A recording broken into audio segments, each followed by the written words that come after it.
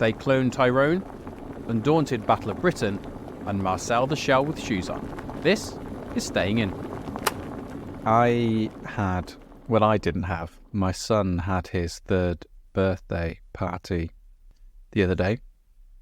And by that I mean he's been to many birthday parties, but it was a party to celebrate his 3rd birthday. I think we understood what you meant, Sam. No, nobody's counting. No one's saying, well, this was his 17th birthday party. Okay, sorry. Yeah, exactly, yeah.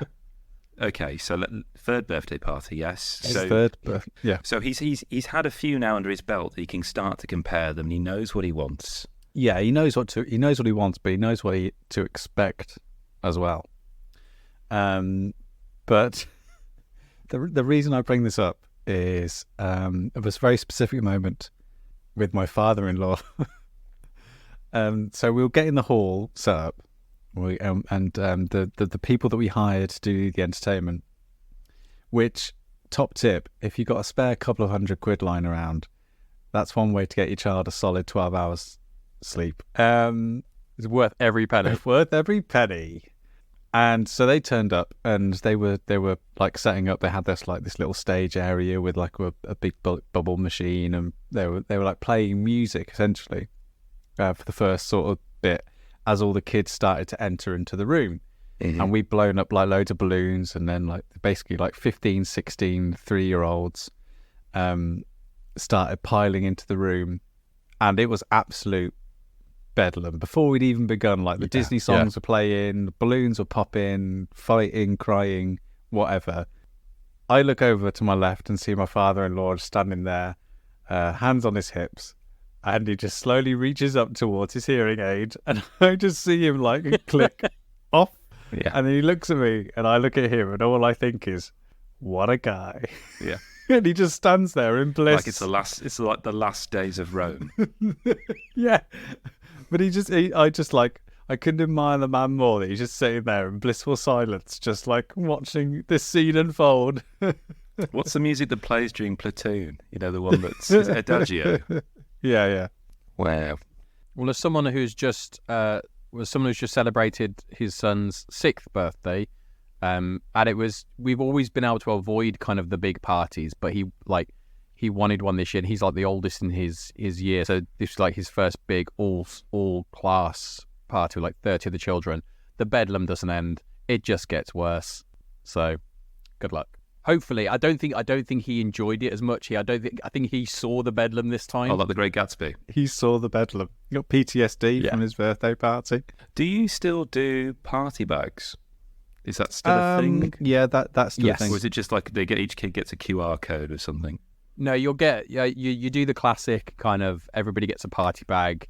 I think party bags now were very different to when we had it. When we had it, I think it was literally like you got a piece of cake and that was it.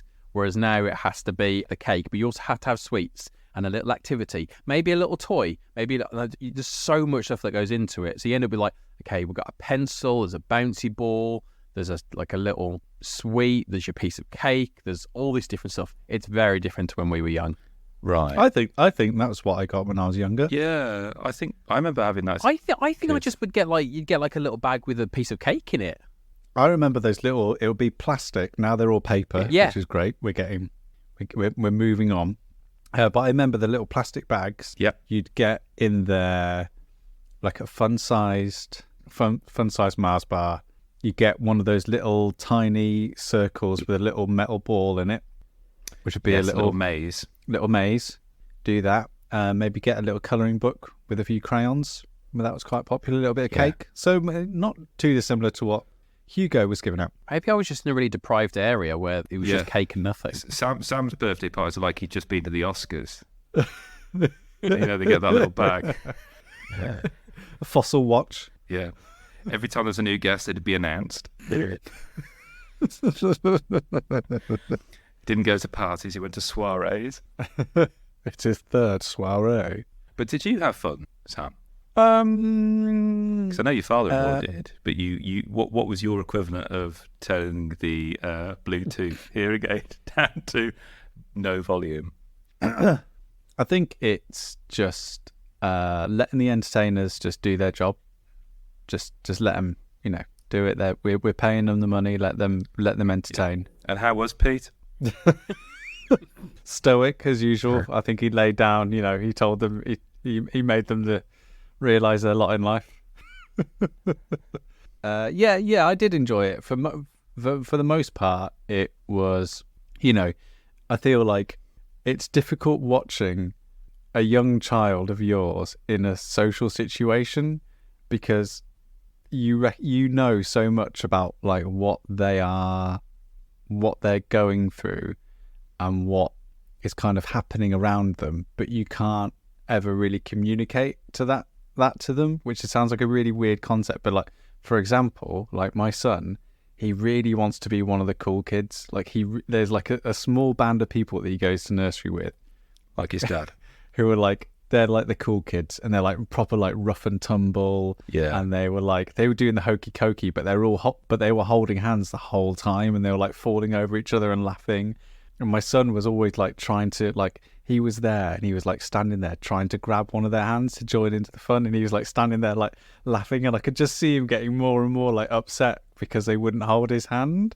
And it was just like, so I just have to, all you can do is just stand there and watch there. You can't just go over to him. It's like being in nature. You can't intervene. You just have to let it play out. It's just like being a nature documentarian. Oh, man. And you have that ethical quandary. That is, because I think you saying that's really interesting, because I never liked big parties. I'd never host parties because I think unconsciously I was always worried that no one would come. So I just never had them. I think as a kid, I just was worried about that, really. So I totally get that. From that point of view, it's difficult. But the fact he slept for 12 hours, got a bunch of new toys, is pretty much Christmas Day for him. When we were opening kind of his presents, because he did open them all, you do start to get me like, okay, yeah, we can save that one for something else. All right, we can re-gift that one to someone else. Yeah, I know. It's like, there are so many here that he doesn't know what the stuff he's got, but then you look at it like, actually these are like really good activity presents. They're like, this is a Sunday afternoon jobby. I can lie on the sofa and you can do this one. Yeah, this is great. We can just give it to this. After a couple of weeks, you'll forget how he got this gift, and we'll just pull it out as something new that we've got him. And just like, oh, look at this new thing that Daddy's bought you. Isn't Daddy great? Yeah.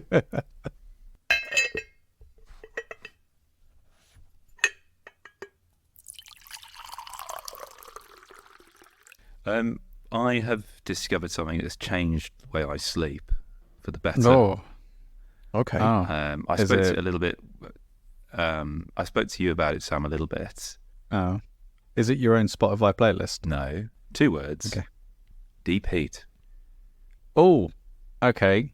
You're right to frown there, Dan, because obviously I've not provided any context. You don't know where I'm applying it. You don't know when I'm applying it. Exactly. You don't know what I'm applying it. Well, I hope you're applying it before you go to bed. There are so many unknowns here, and none of them, in my mind, are positive. So, I dream quite a lot. I'd say I probably have about 4 or 5 dreams a night. Okay.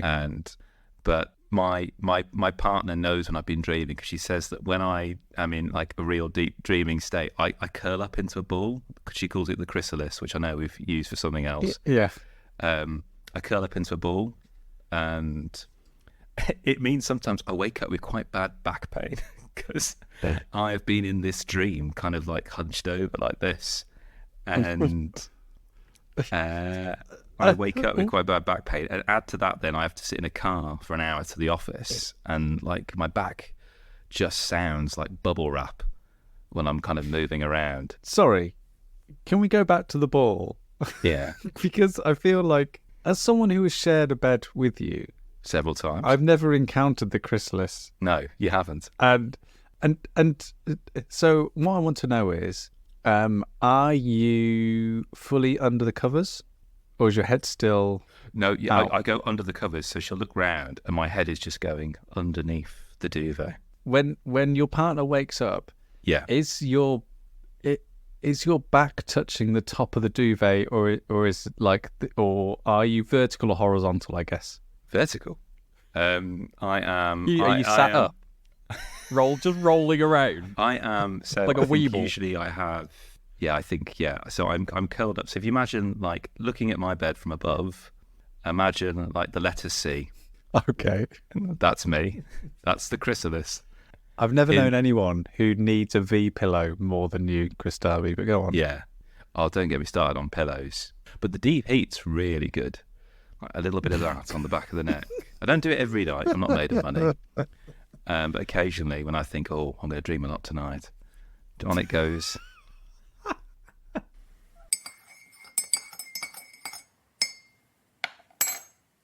Sam, you and I went to a gig the other day. Oh, yeah, we did. In fact, the same night as my son's 3rd birthday party. That was a journey, I tell you. That was a hell of a day for you, wasn't it? I think the last time you and I went to a music gig was probably Munich, when we had that impromptu festival. Yeah, the music festival. Not us personally. We attended an impromptu festival. That's just if we're gonna let's make that clear. If we're gonna be pedants throughout this episode, let's at least be consistent. Yeah, we did, and it was great. I was slightly peeved, really, because I'd rushed like mad to get into Manchester in time for when the gig was supposed to start as per the ticket. Yes. Which included me visiting Burgerism, which is an incredible burger joint. I'm going to have to take you guys next time you're up. And I was driving into Manchester, slamming down a burger and chips. Yeah. Only to get to the venue with 5 minutes to spare to learn that the band weren't actually going to be on for another hour and a half. So just needn't have bothered. Yeah, that was a bit funny. And it was a Sunday night as well, Sunday night gig. Oh, that didn't bother me. That's fine. That bothers me. But it was good. It was a Cinematic Orchestra. It's the 20th anniversary of one of my favourite albums of all time, which you introduced me to, Sam, years ago when we were at uni, Man with a Movie Camera. Which it was an interesting gig because very much like the original tour of it, it has a kind of a filmic element to it because it's the Cinematic Orchestra's strapline is they make soundtracks of films that don't exist, broadly speaking. And this is a film that did exist. But this one was obviously they did their own soundtrack for a film that did exist, which was one of the earliest films, and they played snippets of it that they'd kind of live editing interspliced with live footage of the theatre and the venue, and also at the end when they came on and played their final song, the camera turned to face us in the audience, and it was kind of moving through the crowd, just seeing people's faces on the screen. That was brilliant. That was really cool. I love that. It's a really cool album, and I don't think it's been a while since I've seen a band perform where it's just one album. Yeah, I've never experienced that either, and I actually really, really enjoyed it because I think that it's very rare that there's an album that you enjoy all the way through. I think there's only a couple of albums that I can think of that I will sit and listen through from start to finish and enjoy every single track. So it's quite nice to go and see a band like play it all and put it into some sort of context and some sort of understanding of how the tracks are put together. Man with the Movie Camera is quite an interesting experiment because I actually didn't like the whole album to start with until I watched it with the film as the accompaniment to the film, and then it made sense. And then since then I've enjoyed the album as a whole. But no, I'd love to do more of that. I think the next big gig I'd like to go and see is I'd like to go and see a live film accompaniment. Yes, like the Lord of the Rings ones for me would be pretty good. I'd love that. I'd love to go and see like a Hans Zimmer or something like that. Like, obviously we've spoken about Dear Esther live on the pod. I'm still hoping they'll do it at some point. Everybody's gone to the Rapture, although I think maybe the pandemic has killed that. We'll see.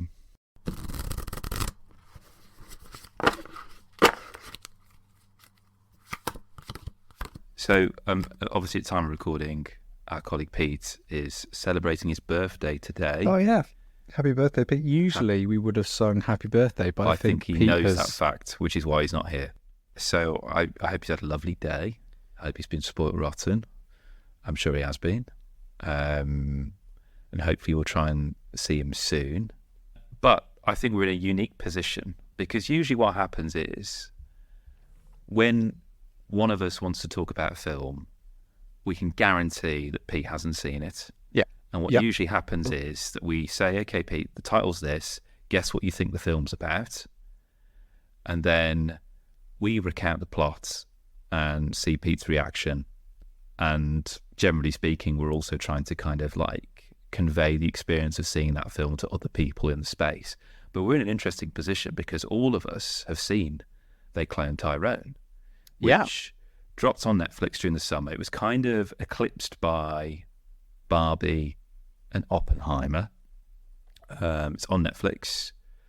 So it was a little bit of a sleeper. I think also perhaps the fact that it is a director debut.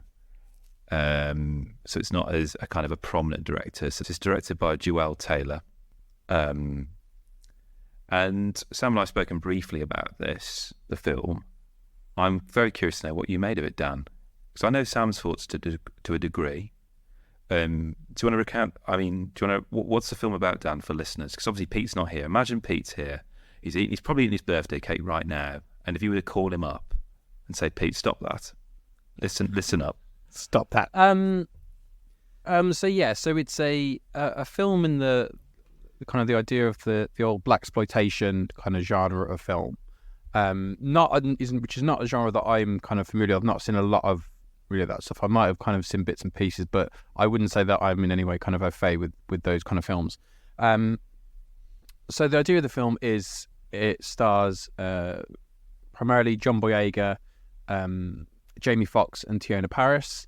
John Boyega is a drug dealer in kind of a ghetto style area called the Glen. And it starts off with him arguing with kind of other people around his turf. And then he goes to see some people about getting money from them. And then as he's doing that, one of the kind of his rivals on the street attack him and kill him. So he does. And this all happens very, very early on. But the next thing you see is he wakes up and he doesn't remember what's happened. And so at first you kind of think, okay, is it like a reset thing and he's going to have to go through again? But then as the story progresses, we see Jamie Foxx, who he had seen the night before. He's like, I saw you die. And so actually that did happen. And so they're trying to investigate it. And it turns out, and I can say this because it's in the title, the kind of the clones of certain people have been made. And so suddenly becomes this, what started off as a drama of that ghetto area becomes this weird kind of sci-fi fable. And sci-fi is often used to kind of deal with these big societal issues. And for this, it's not kind of shy about it. This is all about kind of race and kind of the feelings between kind of black culture and white culture, and how these kind of built in these types of areas. So I did say this. I was interested when you kind of put this forward, because I really wasn't sure about it. I think the idea that it tries to put forward is really interesting. I think the performances across the board are really, really good. Especially those main three, the John Boyega, Tiona Paris and Jamie Foxx, are all really fantastic, and they really play off well against each other. The characters are really nice, and the characters are really quite well rounded. Yep. And the whole kind of concept of what it's trying to do around using black people, using black culture as part of this way of control and all that kind of thing. What I didn't really like, I didn't feel like the idea was executed particularly brilliantly. It felt a little bit on the nose. I think it could have done with a little more subtlety. There are certain points where practically Basil exposition comes on screen and explains the plot. You get that exposition dump. You do get a bit of that. And what was a really nice idea, I felt kind of got a little bit weighed down by other things. And I was unsure how I felt about the use of stereotype in certain areas. So I kind of looked at, I did look at kind of afterwards other kind of opinions on it, and like especially more diverse opinions, and seeing did they have those issues as well. And some liked it, some didn't. So there was very much a mixed bag of reactions to it. So did you guys have that same kind of issues that I did, or? I'm interested to see what Sam thinks, because one of Sam's criticisms in lots of films we've talked about is you're not a big fan of tonal swings that aren't justified. And I'm quite curious. This is addressing quite a few genres. There's comedy, there's drama. Yep, sci-fi. There's sci-fi, blaxploitation. How do you feel? Do you feel it? I mean, it sounds like a bit like a film show, doesn't it? Now it's amazing when Pete's not here on his birthday. I've thought of you, Sam, thinking about this in terms of tonal shifts. Yeah, a bit of horror as well mixed in there. Yeah, a little bit. I mean, I really liked it. I thought that the biggest trick it does pull off is being quote unquote tonally all over the place, but managing to somehow hold it together. And I think one of the ways it does that is with its cast and with how sharp and well executed the writing is, and also how well the world is put together.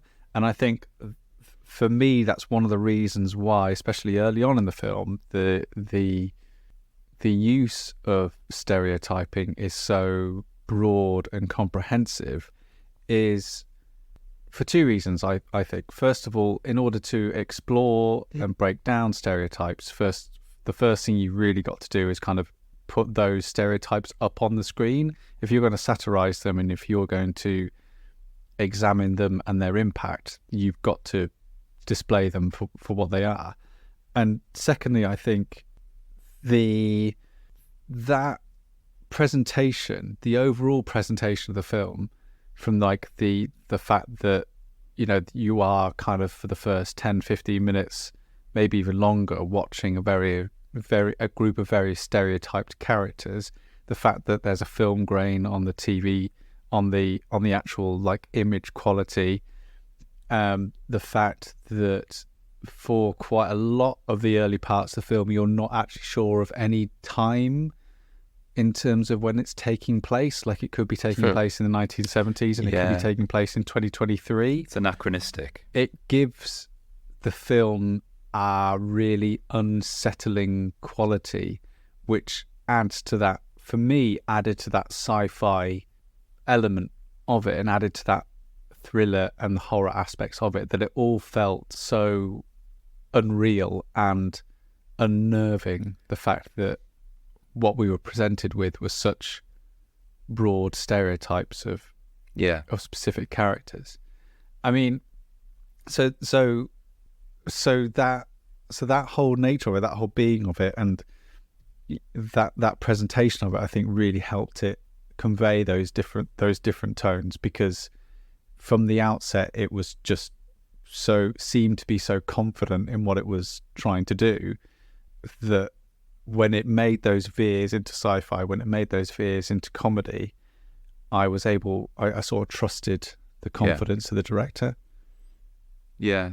And it's interesting you say about the stereotypes, because I think memory serves me correct, stereotype, the word stereotype comes from printing, and it was to ensure that you had consistency with what you were printing. It would look exactly the same. I think it's quite interesting, ironically, when we're talking a film that engages with cloning, for example, when you're cloning stereotypes. And picking up what you were saying, Dan, it does echo a lot of the blaxploitation cinema of like that first part of the 70s, where it's a kind of a response to the Black Power movement, but also a challenge to the stereotypical casting of black actors generally as either sidekicks, or if you're a female, a kind of a female nanny that will look after rich white people's kids.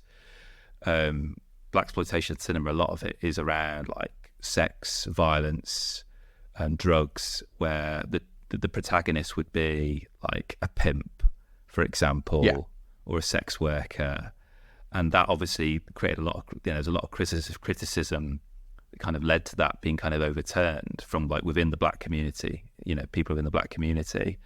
And then you get like, I think it's the 80s and 90s, Spike Lee, Do the Right Thing,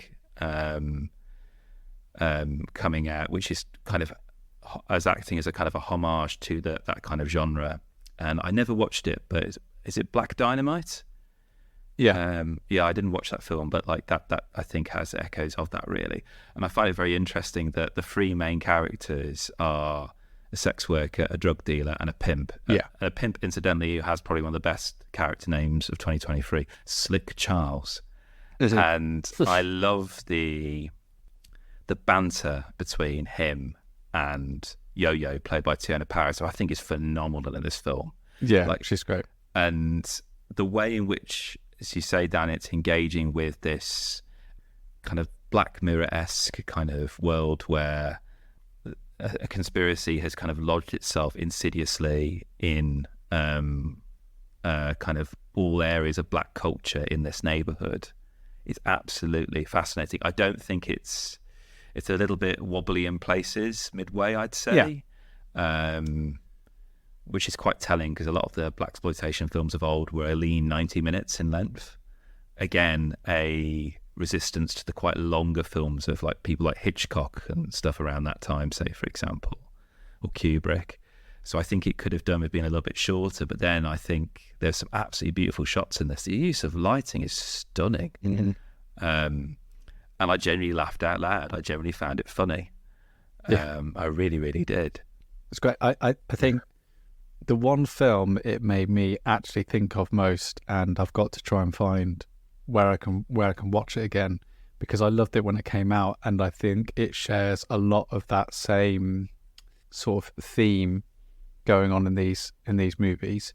But for me, it was Attack the Block, not just because I felt like John Boyega, who's in both films, is incredible in both films and has the same sort of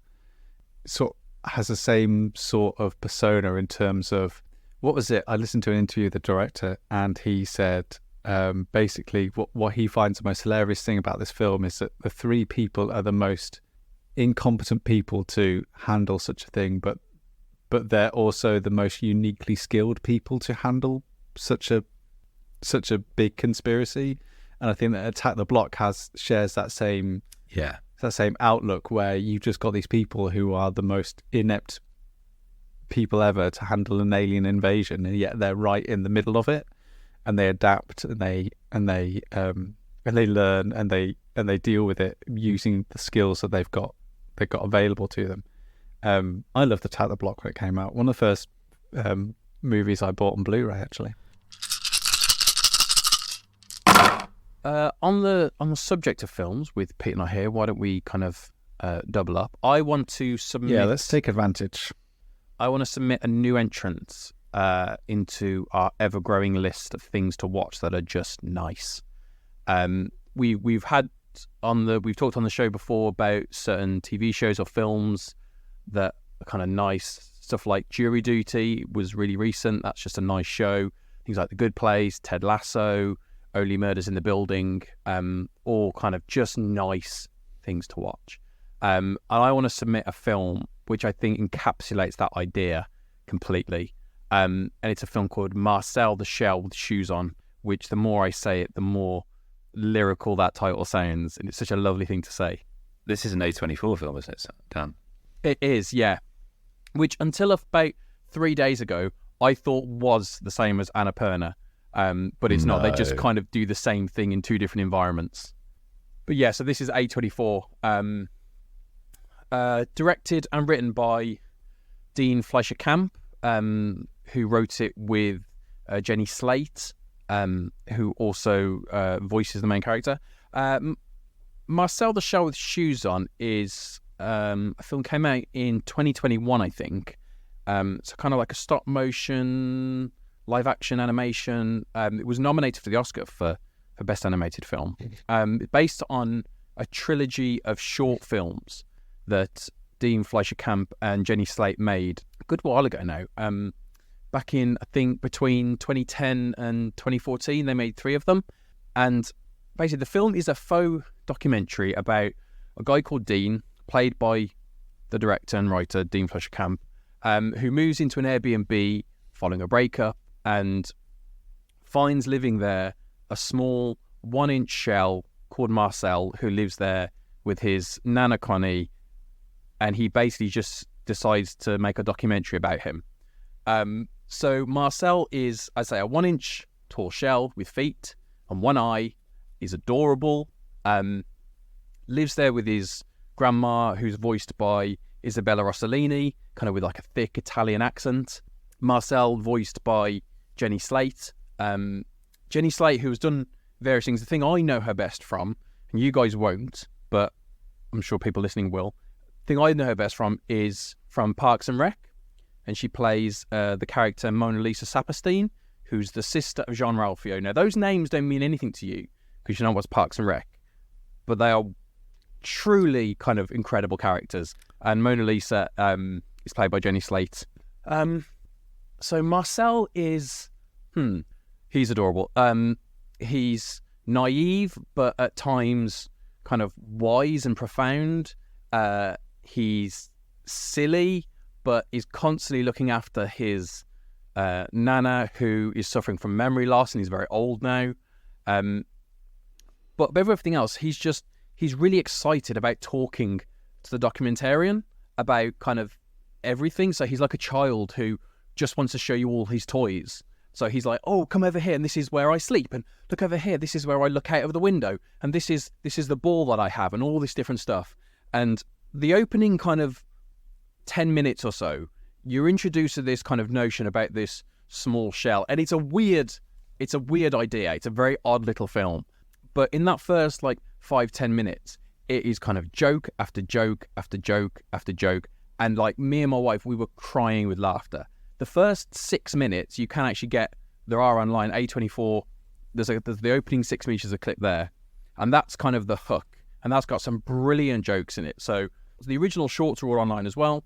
But so much of the humor comes from this tiny little shell and the juxtaposition of him explaining what he likes to do when he's walking around, the things that he uses, like what does he use for his bed.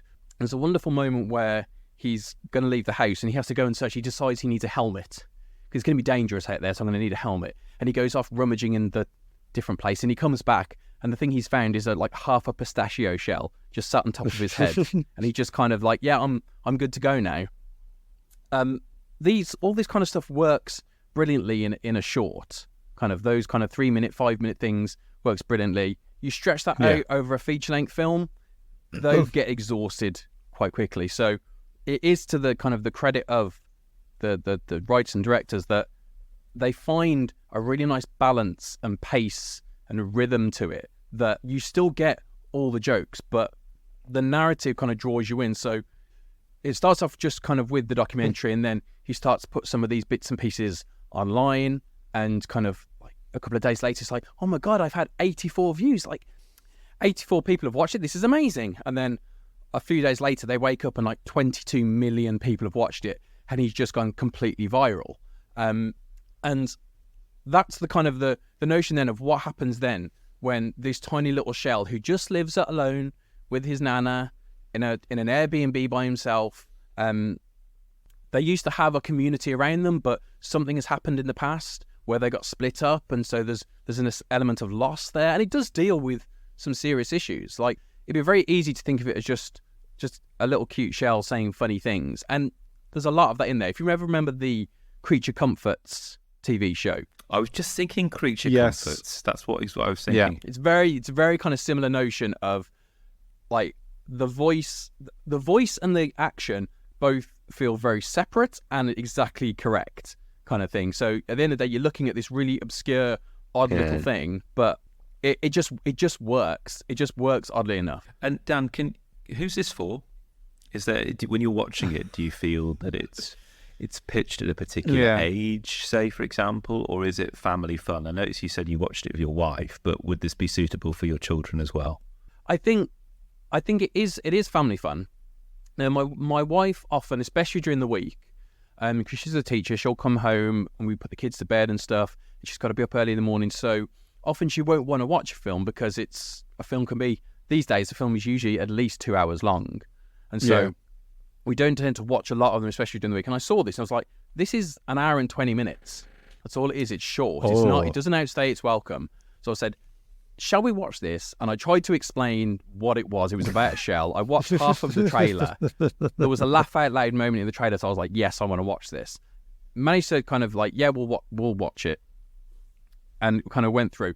It is absolutely for the whole family. Probably there are a couple of elements, maybe for young children. purely because it does deal with some serious issues around kind of breakups and relationships and loss and kind of characters who perhaps are coming towards the end of their life and stuff like that. And it's all done very sensitively and very kind of, it's really lovely. And obviously everything you're doing is in this little secret world almost. It's all done kind of very, it's all very magical, the kind of the way it's done. Like magical realism. Yeah, but there are these kind of narrative plot lines that go through it that some younger children might struggle with. Other children who kind of can handle that, that's fine. I think it is a PG, so it's not kind of completely you, but you're only talking about young children, so you might have a conversation with the child afterwards, but nothing they can't do. Everything else, it's just lovely, and you just find yourself sitting there with that smile on your face. And like 3/4 of the way through, I was kind of, without giving anything away, I said to my wife, like, if this doesn't work out in a specific way, like I'm going to hate this film, because it's one of those things like I need this to end in a certain way. I don't want them to twist it on me. I need it to end happily ever after and all that stuff. But it was just like it's not the easiest thing, I don't think, to find. I saw it because it came onto Sky, and I have the movie package on Sky, so it came on there and I saw it on there. Other than that, I think you would probably have to find it, either rent it or buy it. But it was just such a lovely, very odd, very charming film that I'd recommend to anyone, because it's just so lovely. And there are so many times. I mean, we talk about They Cloned Tyrone and kind of the ideas that that's bringing up, and it's a complete antithesis of that, because it's just lovely. Not that kind of having those serious issues in films is anyway bad. It's not. It's just, it's the other end of the spectrum. Yeah. It's not trying to ask like those really important questions, because that's not, you don't always have to do that, but it is about kind of just enjoying this little world. And the jokes, I promise you, the jokes are so funny. You've convinced me, Dan. I didn't know it was funny. I know it looks really sweet and really endearing, but I didn't know it was funny. Interestingly, Dean Fletcher Camp and Jenny Slate, back when they were making the shorts, were together. They then got married and announced they were going to make a feature. They then got divorced, decided to continue with it. And it's just interesting then that you've got kind of two story beats. One of kind of Marcel's previous owners, so to speak, breaking up, and that causing a breakup of the community, as well as Dean moving into this Airbnb following a breakup, and that's what's brought him there. It's interesting. So it is interesting that that's kind of, there's a kind of a meta element there of that in influencing the kind of the storyline. Well, Kris, we have got this weekend War Boys in the diary. How many War Boys have we done now? So hold on, let me just check the old calendar. I'm gonna guess I'm guessing you're on War Boy 7. Is it War Boys 7 or 8? No, it's not that. I don't even think it's that much. It's War Boys. Oh no, it is. It's War Boys 7. Wait, there you go. Hold on. What are we calling this one? War Boys 7 : War Boys 7 back. War Boys 7 Trenchfoot. Yeah, and is it like it's like a code name, or is it literal Trenchfoot? Because we're going to be like in your garden. Yeah, we're playing in the. It's going to be. You do know it's going to be 23 degrees this weekend. I know. Wall to wall sunshine. We're going to be living it up. We're going to be roasting. Yeah. So War Boys 7 this weekend. So maybe we can have Marcel the Shell shoes on as a palate cleanser. But we did a little bit of a prologue to the theatre of war, didn't we, Sam? Yes, we did. We've already dabbled in some of the warness. I think I've got the program. Sorted for what we're going to play. I'm still decided on a few others, mainly because that means going up into the loft to get the games.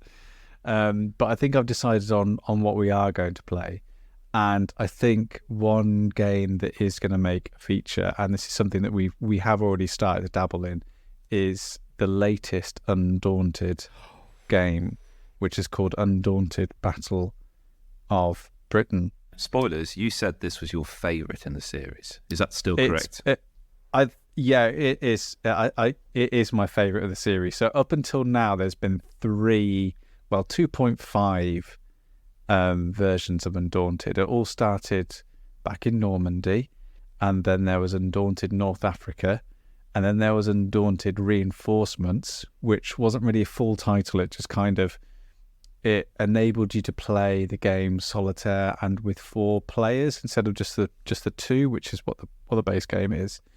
And now there's Undaunted Battle of Britain. And we've spoken about the games before, but it's worth just a brief overview of how the games work. So, strictly speaking, they're 2-player games. One person is usually the allies. The other person usually is the Axis. And what the game does is it blends deck building with strategy. And it has a really nice way of playing where you have this map out in front of you, and it's always a modular map. You always get scenarios included with the game when you play. So, we've worked our way through Normandy and North Africa. Through the campaigns. Each one is a different campaign that represents different moments within those particular theatres of war. And so the maps are always these modular, exciting vistas that you're playing up against, with maybe obstacles in your way, tiles that you need to explore and scout before you go into it. But most of the game is driven through card play and card mechanics. So on your turn, you pick 4 cards from your deck, and you use one of those cards to define who's going to go first, or initiative. And then on your turn, you've only got 3 cards to play. And those cards might be something like, something like, orders from the general, which will allow you to put more cards in your deck or allow you to move a specific squad.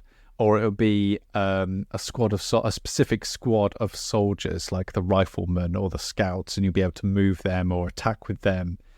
And where the game actually gets the most exciting is how it deals with death, which is weird to say, but exciting. The cards are actually people.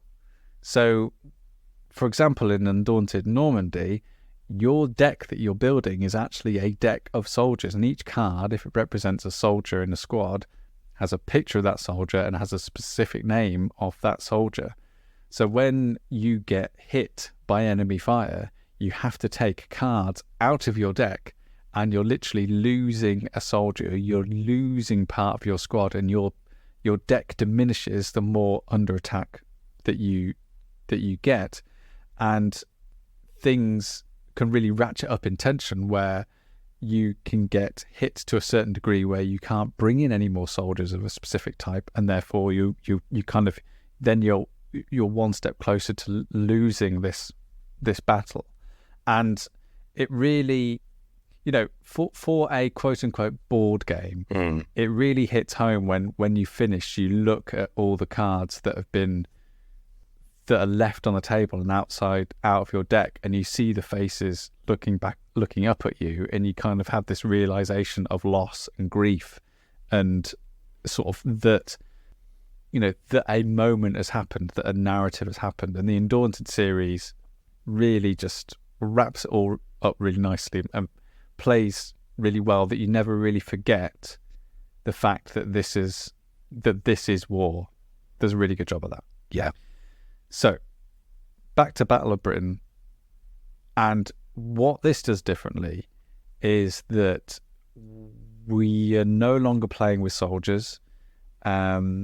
We are playing with vehicles, similarly to North Africa, but we're now in planes. We're in nothing but planes. In later scenarios, there's some anti-aircraft gunfire and some balloons, but mainly it's dogfighting. And this, for me, is why I enjoy it the most, because I think it's just the most exciting version of Undaunted. Yeah. And I think you said this, Kris, where as the on-the-ground versions of Undaunted feel a lot more like a really tense turn-based game of cat and mouse, where one person will move forward very, very slowly, another person will move forward very, very slowly, and another person will sort of move back, and you're sort of waiting for the first... Yeah, very pensive. You're waiting for the first sort of team to take their go. Battle of Britain, you have no choice but to interact, to engage on every single time you play. And it does this through a very, very easy and very, very simple mechanic. And that's just the mechanic of moving. And the fact that no matter what you do on your turn, you have to move the aircraft. The aircraft are always going forward. They are always moving forward.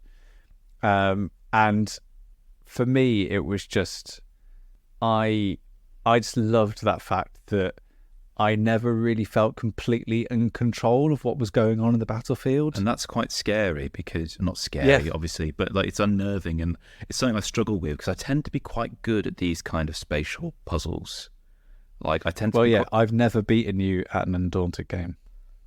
But this one really was an interesting challenge. And as you say, just that idea that on your go you have to move at least once is very true to life in terms of thematically how this works, because the plane can't just stop in midair, hover, and just turn on its axis. It has to keep moving.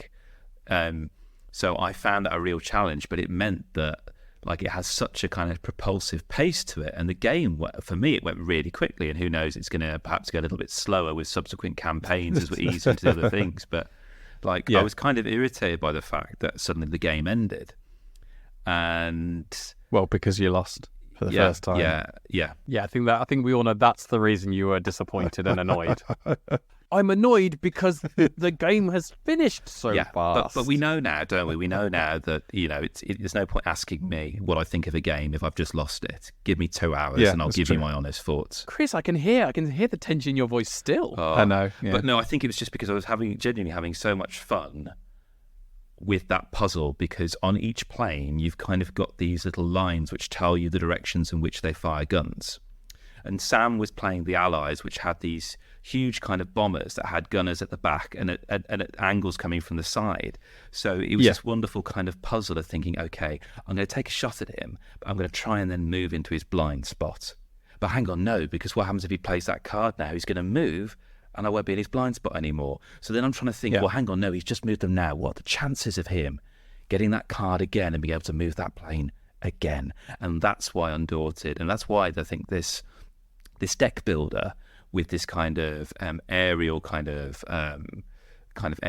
battle simulation is such a wonderful match made in heaven, really. And it's a tight board. It's a tight board. This, let's be honest, and you can't stray off the board. So that adds its own little kind of puzzle to it, really. And you generally get this. You can stray off the board. We just never. We never did it. But I really like this puzzle of okay, I've manoeuvred my plane now. I've got him lined up beautifully. I need to make sure that he doesn't play a card that allows that plane to move, or that I know that I'm going to be playing a card on my next go, which will be this plane again. And it's like waiting for the planets to align. When they do, it is absolutely glorious. Yeah. When from out of nowhere you're suddenly behind a plane, and you're just But equally also it's heartbreaking when you're perfectly lined up and you don't play the right card, because you're and there's this interesting mechanic in it, Sam. I've forgotten the name of it. I do apologise. Where it's it's predicated on your planes being close to each other so you can communicate with each other. What's that called? Comms. Yeah. So this is an interesting wrinkle with this, Dan. Because often in quite a lot of deck builders, as a kind of punishment to you, you're given a card that does nothing. It's just filler. It clogs up your deck. And there's a really lovely mechanic in Undaunted Battle of Britain where two planes of the same type, kind of in pairs, are encouraged to fly in formation with each other. because what you can't do is do a nice little pincers move. You can't have two planes stray apart from each other too far, because there are certain cards that once played are predicated on them being at least one space apart from each other. And if you do anything with that card and then are next to each other, you take one of these cards that basically clogs your deck. So it's really lovely there, because there are instances where Sam thought, sod it, I'm going to go rogue because that's exactly what the enemy won't be expecting. And he would just be clogging his deck up. Yeah, that sounds like something Sam would do. He was clogging his deck up, whereas I was playing it at the route of like, no, it's a deck builder. You want to streamline that deck so you are constantly recycling the cards you like. But then you realise, well, hang on, no, there's no point doing that if you've got no cards to recycle, because they're being killed off left, right and centre. So that's such an interesting wrinkle on this, and it made me realise it's very rare, I think, and maybe you can correct me on this, Sam, where I think it is possible for someone to own every single Undaunted game. Yeah, I mean, I do, except for Stalingrad. We never... Not played that. A lot of people like Stalingrad. I think that the reason why we've just never played that is that just the time and the outlay to play a legacy version of one of these games is a bit of too much of an investment at this time. But yeah, I feel like all three games, putting Stalingrad aside, are unique enough to be provide a different proposition each time. Like, if we want just a really pensive, strategical battle, then it's Normandy. If we want something that's got a bit of grandeur and has got a bit of threat, that we play in North Africa, because that's got things like tanks and sabotage in it, and that's like almost plays out more like a spy thriller than Normandy does. And then Battle of Britain is just absolute, like, the macro to the micro, evocative action above the skies of France and Britain. And I think it's just equal parts that frustration that you can't do the cool thing every turn, but when you do the cool thing and something pulls off, or you just for some reason just accidentally just end up at the right space at the right time, and you can like shoot a plane out of the sky, like it just captures that feeling exceptionally well. And I think the whole of the mechanical structure it just feels like this is just like the natural home of what the game was meant to be. Like I think Battle of Britain is just by and far my favourite. And just to kind of get the gauge of the room, have you heard about the next game in the Undaunted series, Kris? Oh, Trenchfoot. Undaunted Trenchfoot. No. And I don't really know how I feel about this, because I'm not saying per se that I'm burnt out on the Undaunted series, but more that I just don't know where else they can take that core set of mechanics. Until recently, it was announced that the next Undaunted game is going to take place on the moon of Callisto in the year 2200. Wow. I suppose it asks the question of how much of kind of Undaunted, the series, and it's probably a wider question around kind of those games using those real life kind of situations, those real life events for that. So, for example, with Battle of Britain, like, because you have that event behind it, you have that kind of that vision of the planes and stuff like that. How much is that part of the game as opposed to just the mechanics? And so when you take it out of a known event, are the mechanics strong enough that actually that doesn't matter, or do those mechanics and the setting go hand in hand, and they need both kind of legs of that in order to kind of hold itself up? I think you make a really good point, because one of the reasons why Undaunted has always been a staple of War Boys is because of that connection to the connection to the theme, and how it does that so well is by making every single card a precious resource, by making every single person you put out on that battlefield feels precious and feels like you really got to make the most of them because they are a person and they are fighting for what they believe in, and they are fighting, they are putting their lives on their line for this. Doesn't really matter what they are believing in per se, but they are believing in something and putting their life. They're still a human being at the end of the day. However, I don't know how much that is going to translate to a sci-fi, 23rd century. It becomes a completely different game then, doesn't it? Because you don't have that feeling behind it. Yeah. It's just cards then. But I think maybe they'll introduce mechanics like they've done with Undaunted Battle of Britain that are kind of very much more specific to that theme, like little tweaks on the format. Yeah, well, that's what I'm hoping for, because otherwise, for me, there's I don't know how well it will work, because Undaunted works so well because you get really attached to the people that you are fighting with, and in a sci-fi setting where you're playing with mechs, it doesn't feel like that's so much of a consideration. If you're playing big sprawling battles across a moon, like I feel like losing John Simpson from Callisto B isn't going to impact as much as it does in the other Undaunted games. But I thought Battle of Britain was maybe going to be one game too many, and I was completely and utterly wrong. So watch this space. So I've got a list here of what the Fast and Furious films were called, or known as, to Japanese audiences. And I wonder if... Do I need to know Japanese for this? No. It's all been translated. So I wondered if you two would like to guess what they are. I'll give you the name of what Fast and Furious is called in Japan.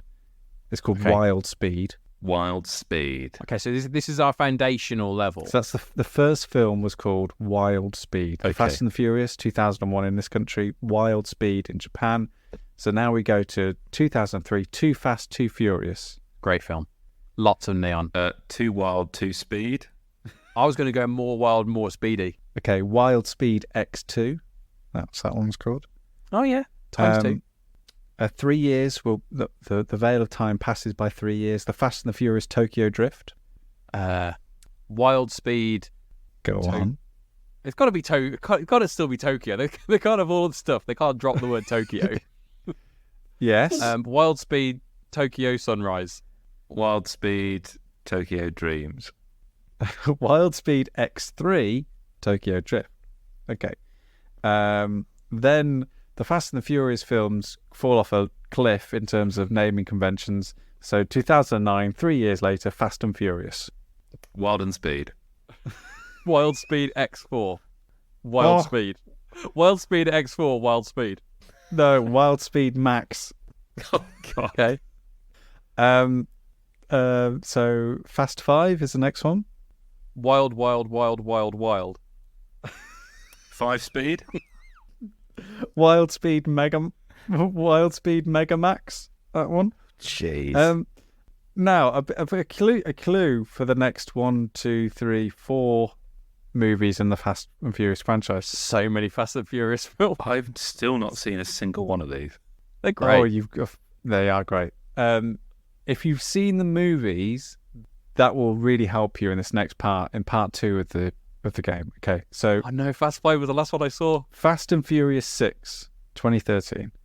Okay, the only thing I know about that film was it had that really long chase with a plane on a runway. So I'm going to say, it's like a 6-mile runway. I'm going to go Wild Speed X6 runway running. Kris looks lost. Yeah, I'm sorry. That sounded like a telegram from the 30s, Dan. Wild Speed Runway. Wild Speed Euro Mission. So Furious 7.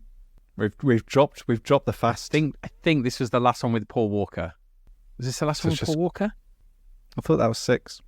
No, it wasn't 6. I'm going to go with okay. So Wild Speed, Family Forever. It's all about family, especially that film. If it was Paul Walker, Kris? I think Kris is I just ready don't. for the deep heat. Given the fact you said I need to have seen these films still to provide context to what they're called in Japan. Well, it's Wild Speed, Sky Mission, of course. for a film that's about cars. Yes, yeah, Oh, it stopped being about cars around about 3. yeah. Here we go. Fast and Furious 8, which in our country was called The Fate of the Furious. Bit of a pun there. Bit. Wild Speed, The Final Countdown. Speed Wild. Wild Speed Icebreak. Now there have been 2 other like Wild Speed, Fast and Furious 9 and Fast 10 aren't on here. I mean, Fast 10, your seatbelts was right there, guys. But the last one I've got on this list is Fast and Furious presents Hobbs and Shaw, and this is my favourite one of the bunch, as well as Wild Speed Megamax. So think about the previous ones: Wild Speed Euro Mission, Wild Speed Sky Mission, Wild Speed Icebreak, and then along comes Fast and Furious presents Hobbs and Shaw. Wild Speed presents Burly Boys. I mean, you're not far off. Big burly boys bashing bad guys. Laurel and Hardy. Wild Speed, Laurel and Hardy. I don't know. It's Wild Speed Super Combo. I mean, Sounds like a Street Fighter game. Oh God. Well, I was close with Big burly boys bashing bad guys. Yeah, it was really close. Well, there you go. 0 out of 10. 0 out of 10.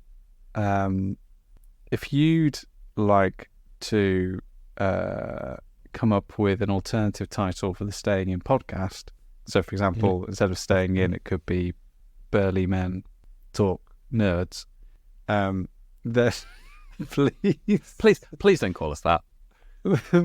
please don't. We had none of those things. Please do send us an email, stayinginpod@gmail.com. That's the one. Staying in Pod, ideally, is where you're going to find us on Twitter, Instagram more than anything, and Facebook. And also, if you are looking for a board game recommendation or a video game recommendation, and you are unable to listen to us directly, then feel free to go to Board Game Geek and Steam, where you can find our curated pages, and they contain a list of all the board games and all the video games that we've spoken about, up to including this show. So it's always kept very up to date by our good friend Peter Willington. And I believe there's probably going to be 2 more additions to the Spotify playlist following Defo. this edition of the podcast, Kris. yes, definitely. There'll be some Yeah, stuff. there are some really nice songs in the soundtrack to Marcel the Shell with Shoes On. Yeah. Also, They Cloned Tyrone has got 2 albums. One is music that inspired the film that's also in the film, and also one album is the score. And also, I'm going to chuck in some stuff from the Cinematic Orchestra as well. Oh, that's a lovely idea. Incidentally, the Japanese for Staying In is Ni Taizai. There we go. Thanks very much for listening. As you know, you are the most important part of this show, so thank you. I think that'll do. I'll do.